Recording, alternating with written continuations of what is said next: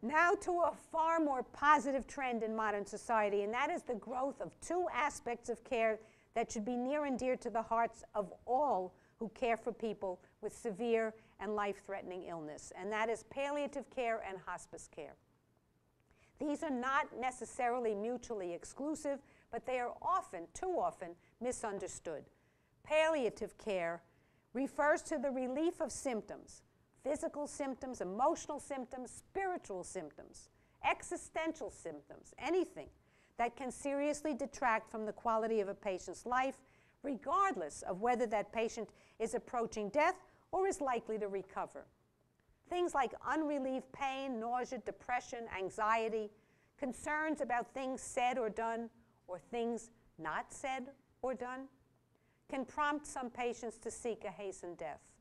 Yet by treating these kinds of symptoms and relieving a patient's anxieties, the desire to die prematurely can quickly dissipate. Before we try assisted suicide, Mrs. Rose, let's give aspirin a chance.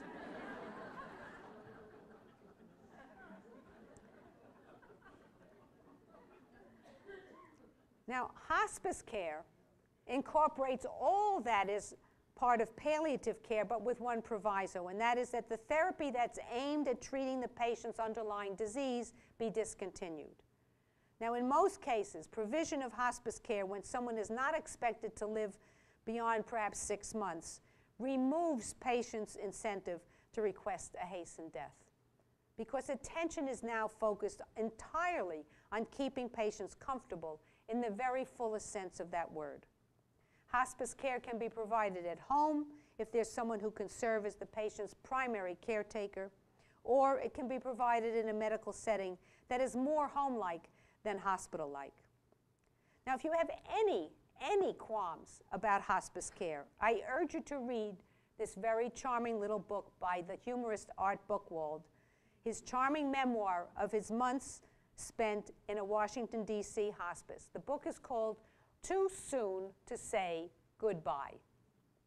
Now, as you'll discover in Mr. Buchwald's book, if your fortunes reverse, as they did temporarily for him, you can check yourself out of hospice.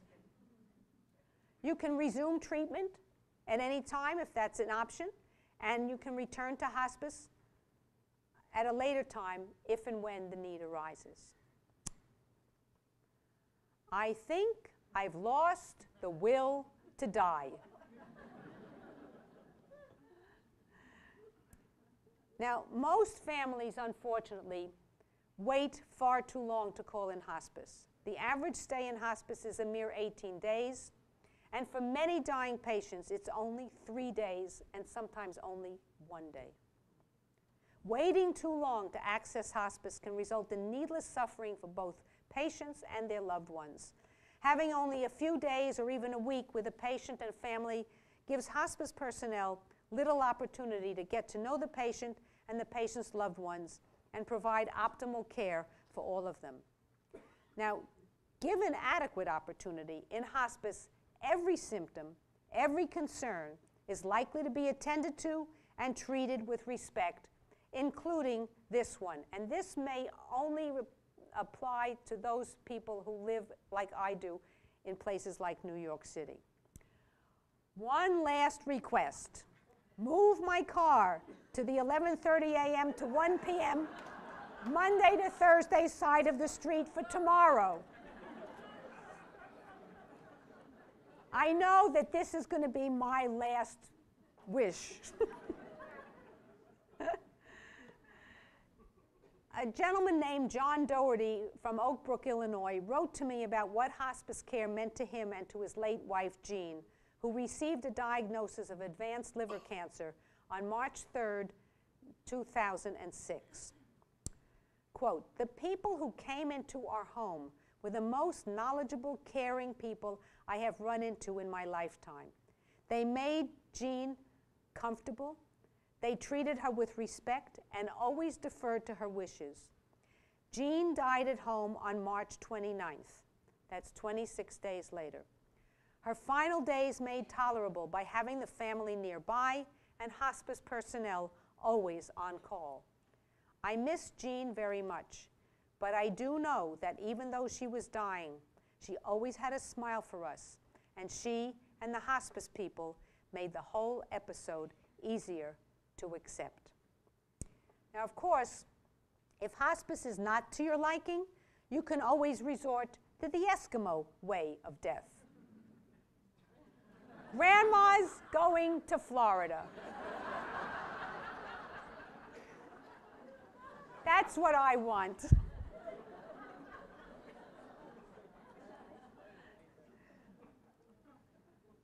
Another virtue of hospice care is the assurance that you won't be abandoned by your health care providers. And there's a whole chapter in my book devoted to doctors who disappear when they can no longer provide curative or life-prolonging treatments. The disappearing doctor is a source of great distress, not just to patients nearing death, but also to their loved ones, all of whom are likely to feel abandoned at the time when they most need attention. A gentleman named Robert Greene wrote to his wife's oncologist after she died. The wife is named Hinda. Quote, Hinda was treated successfully by you for almost 7 years. And yet, at the end, when you realized at the end, to her and my profound disappointment, you failed her. When you realized that you could do no more to reverse her progressive disease and that death had become inevitable, you abandoned her.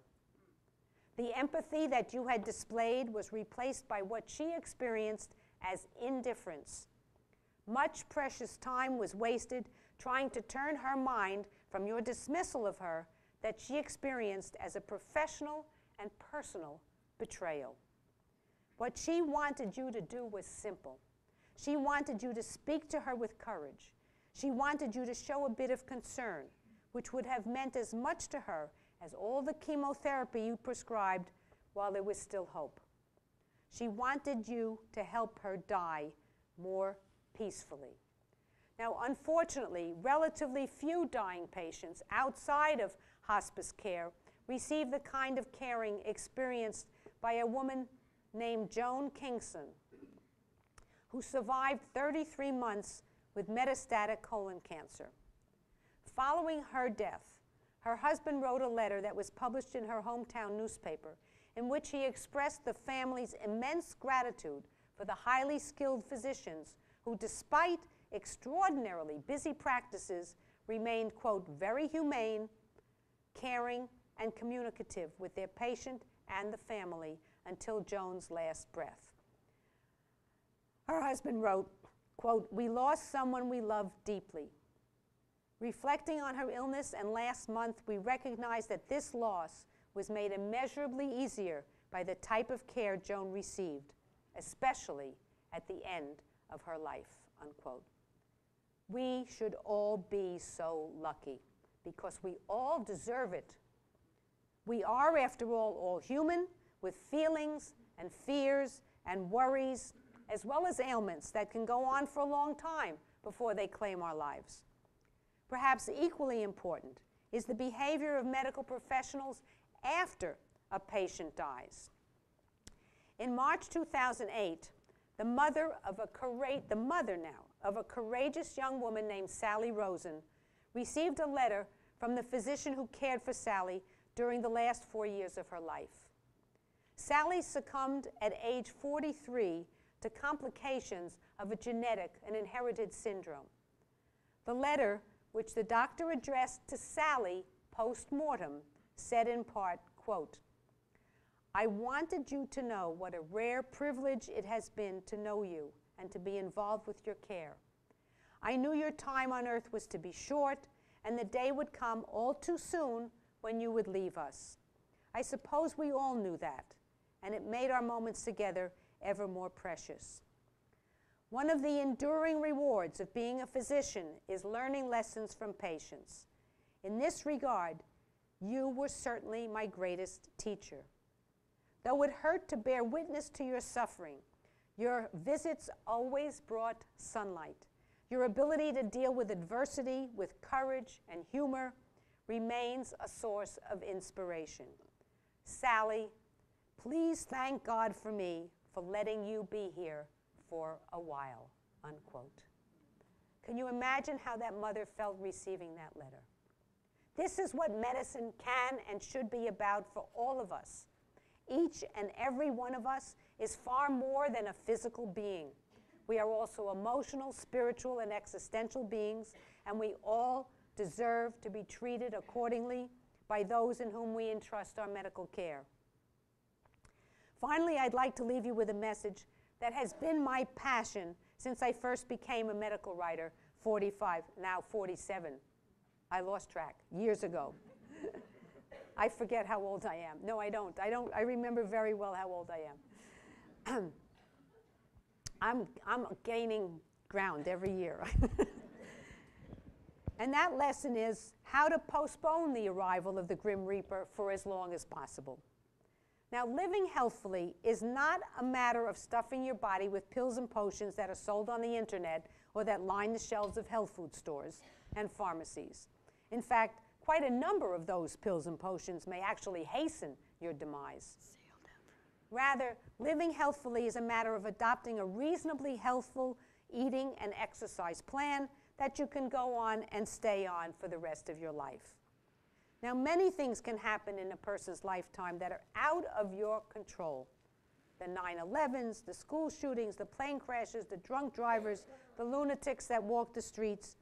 These are things that as individuals, we really can do little or nothing about. But what you can control is what goes in your mouth to nourish your body and your brain. You can control whether you let your body rust out or you strive to keep it running like a well-oiled machine by getting regular exercise. You can learn to let life's petty annoyances wash over you and limit your stress to what really matters in the long run. That seems to be the hardest lesson for Americans. You can make your life's goal the same as that of the ancient Greeks, and that goal is to die young as late in life as possible. The great beyond will always be there when you are ready to visit, as long as your memory is intact. Username and password? Oh, that's funny. Or if your memory is failing, you can use the student's trick and write your username and password on the palm of your hand so when you get up in heaven, you remember. Meanwhile, I wish you all a glorious time on earth and the opportunity long in the future to go out in a blaze of glory. Like this gentleman. I see it, that bright white light. Quick, get me my straw hat, my cane, and my tap shoes. Thank you.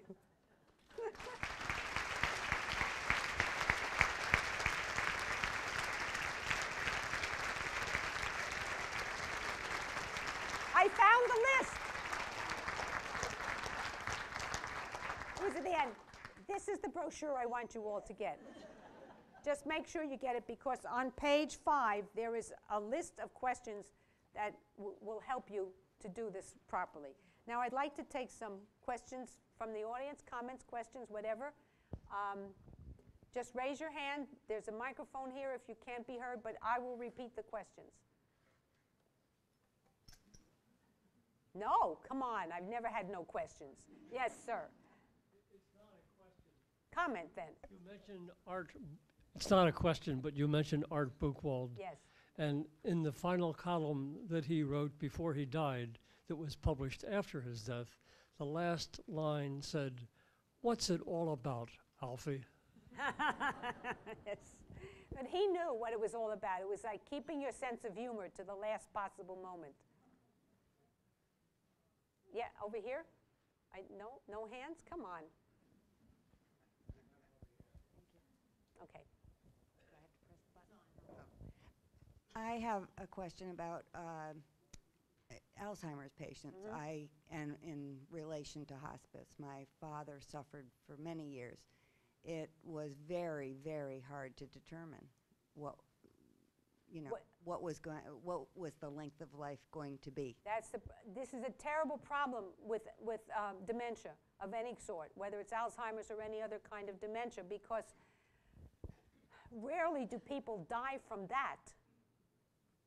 And they can go on 10 years, you know, really not knowing anybody, which is really unfortunate. But the critical ingredient here is to get to find out what this person would want if and when something life-threatening happens in advance. Okay. It's, yeah.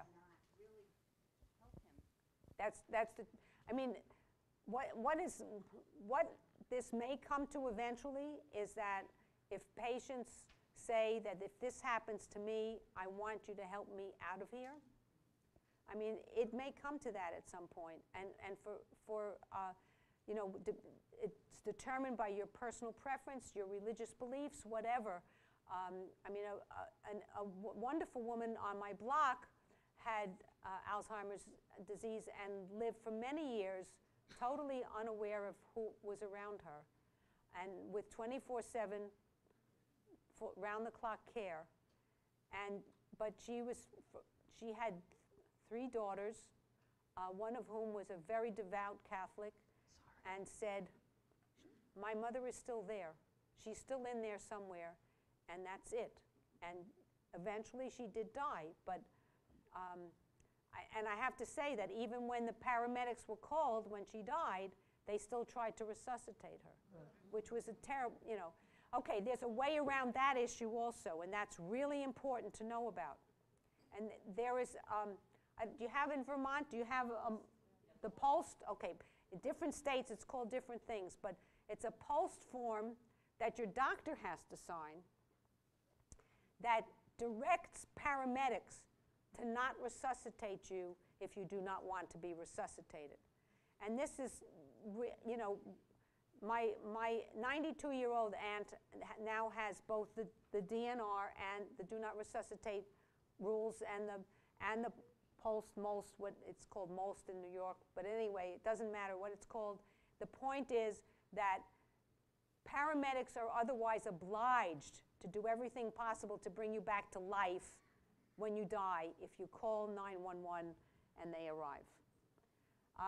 One of my college roommates had her elderly father live with her at the end of his life, and he very clearly had said he had advanced heart disease. He clearly said he wanted to die at home. He did not want to die in a hospital, and yet when his breathing became so labored that the family panicked and they called 911, and the paramedics came and they resuscitated him and they brought him to the hospital.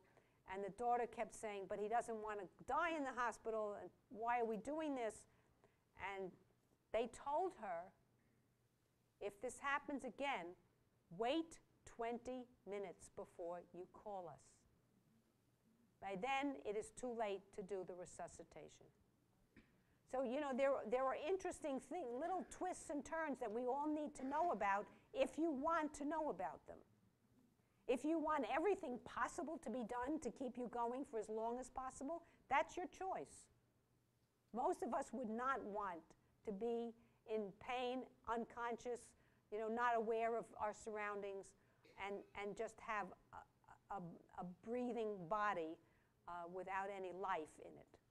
But, you know, just life in a biological sense, but not in a human sense. But if that's what you want, that's what you have to let your next of kin or your healthcare proxy know.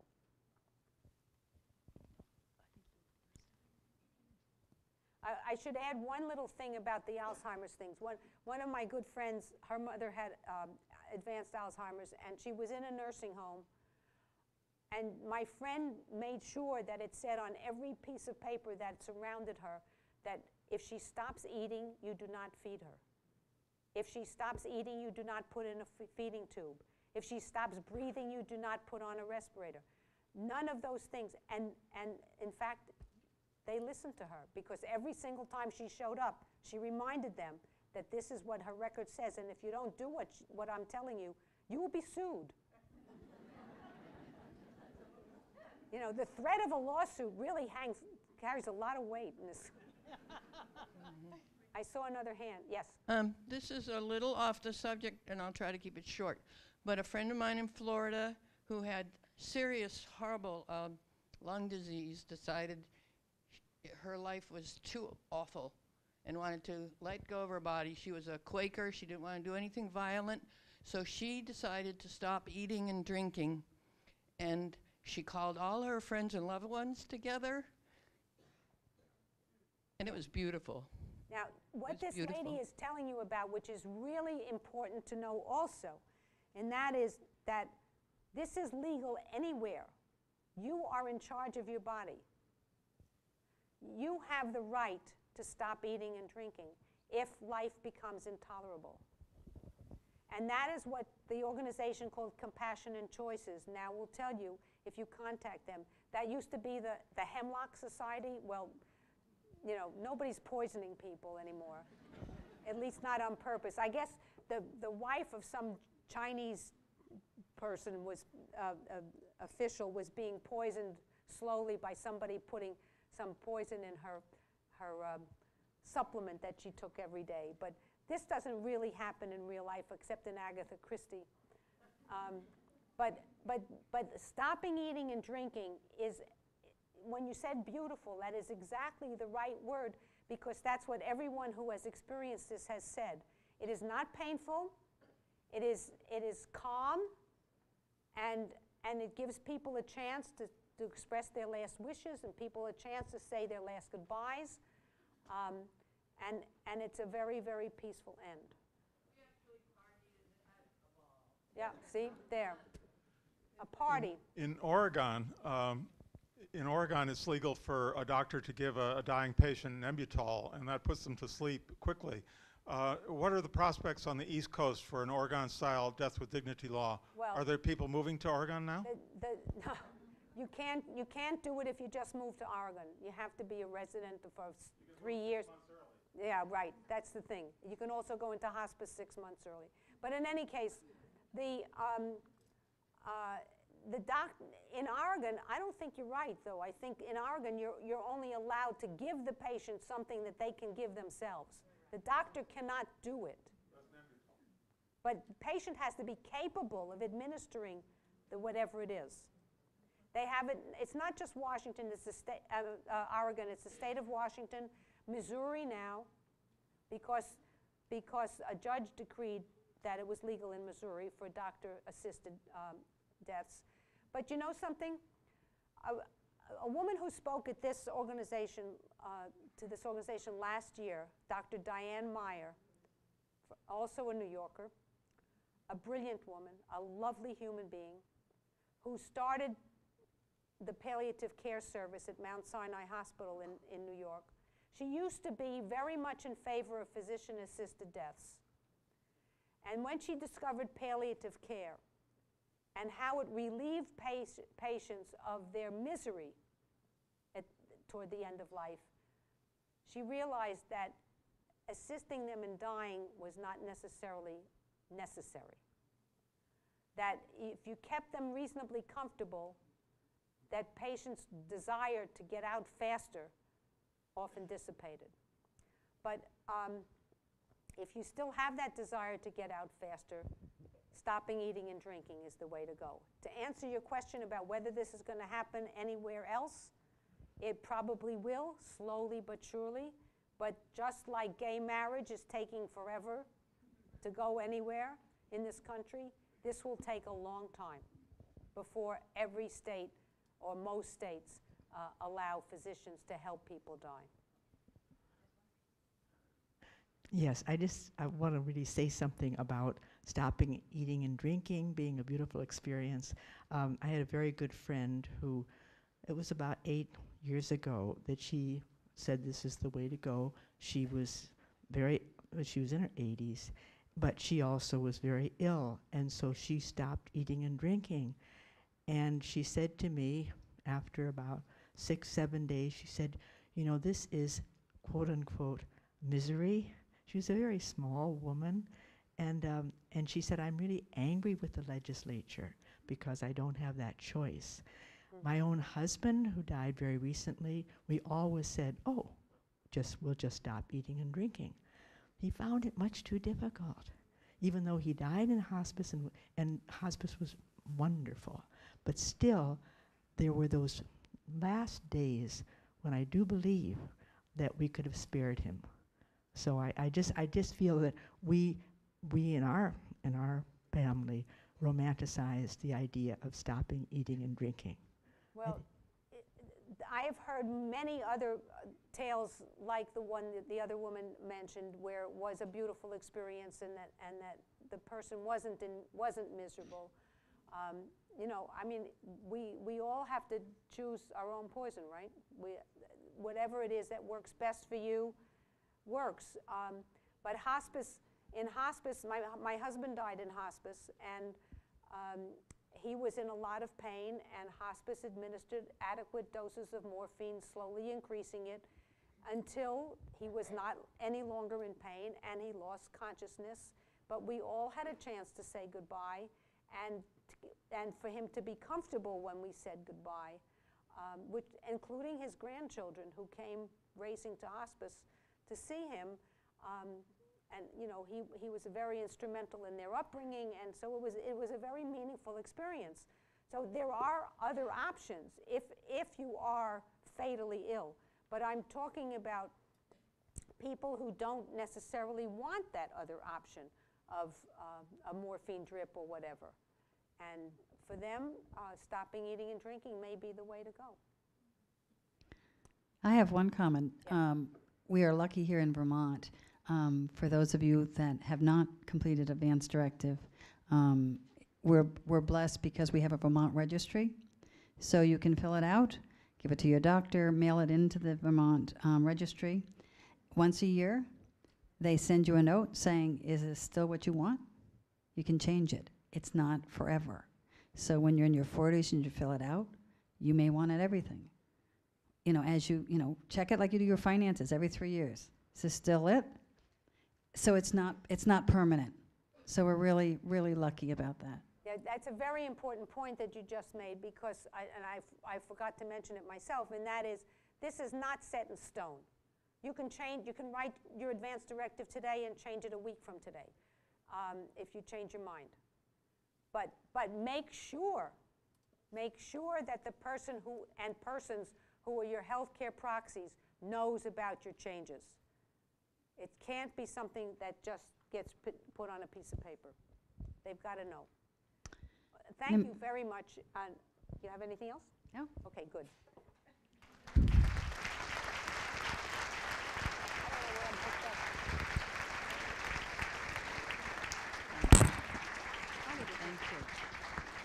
I have the honor of thanking Jane for her incredible presentation, and we're very blessed to have her and the heart of what went into this difficult conversation. And I hope it helps all of us start the conversation in small groups, in large groups, and the VNA and MDI are ready to help you in any way we can with those conversations. Just let us know.